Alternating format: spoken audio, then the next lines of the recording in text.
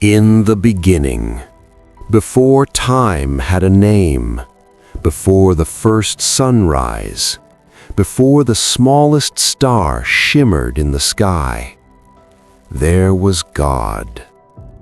The earth was formless, empty, covered in deep darkness. Waters stretched endlessly into the unknown. Silence filled everything, and the Spirit of God hovered gently over the waters. Then God spoke, "Let there be light." And suddenly light burst into the darkness, not from the sun, not from the stars, but from His Word. Light pushed back the shadows.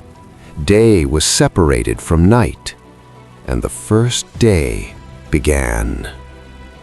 Then God spoke again. The waters were divided, an expanse formed between them. The sky stretched wide and endless above the earth. He called it heaven. Evening passed, morning came, the second day. Again God spoke. The waters gathered together, the seas formed, and dry ground rose from beneath the deep. He called the dry ground earth, and the waters seas. But the land was still there. So God said, "Let the earth bring forth life." And the ground answered. Green shoots pushed through the soil. Grass spread across the hills. Trees grew tall and strong. Flowers bloomed in brilliant color. Fruit ripened on branches. The earth was alive, and it was good. Then God placed lights in the heavens. The sun blazed to rule the day.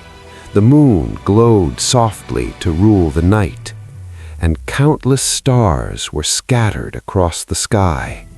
They marked seasons, days, years. The fourth day was complete.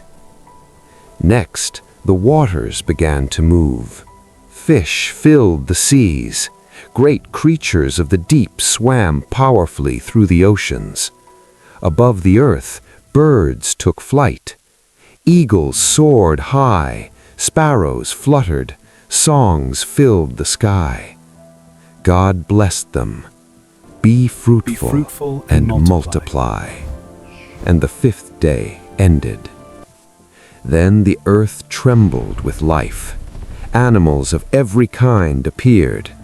Cattle grazed in the fields. Deer leapt across open land. Lions walked with strength and dignity. The earth was full, vibrant, balanced.